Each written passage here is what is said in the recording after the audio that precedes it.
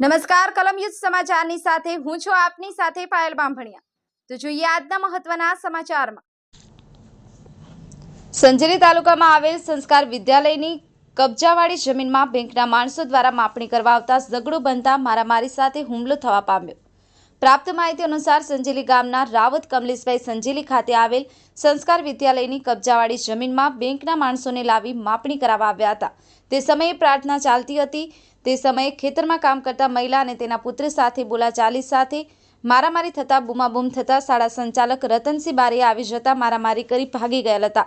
હુમલામાં ઈજા થતા 108 દ્વારા સંજેલી સરકારી દવાખાને પહોંચાડતા ગાડીમાંથી ઉતરતા ઈજાગ્રસ્ત ઉપર ફરીથી હુમલો કરી ઈજાઓ પહોંચાડી હતી। આ સંજેલી સામૂહિક આરોગ્ય કેન્દ્રમાં સ્ટાફ પણ હાજર હતો।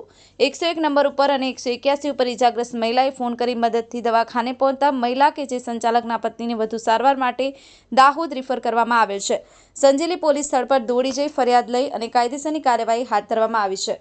બ્યુરો ચીફ અંબારામ કે ખાટ સાથે કેમેરામેન કપિલ। બારિયા સુશીલાબેન। શું ઘટના થઈ હતી? ઘટના તો એવી કે 11:30 વાગ્યા હતા અને પ્રાર્થના બેલ પડી ગયો હતો અને બાજુમાં ખેતરના મોટર ચાલતી હતી તો હું ફટાફટ મોટર બંધ કરવા ગઈ અને પેલા લોકો ઓચિંતા આવી અને મારા છોકરાને ધાર્યું મારી દીધું। એટલે પછી હું ફટાફટ દોડેલી ગઈ તો મારા શર્ટ પકડી અને મને બી પથ્થર અહીં મારી દીધો અને આ મારું બ્લાઉઝ બી તોડી નાખ્યું છે એ લોકોએ।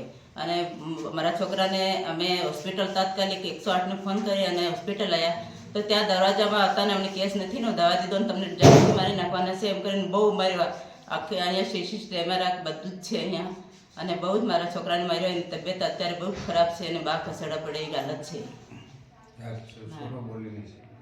અને છોકરો મારો બોલી શકતો નથી હજી।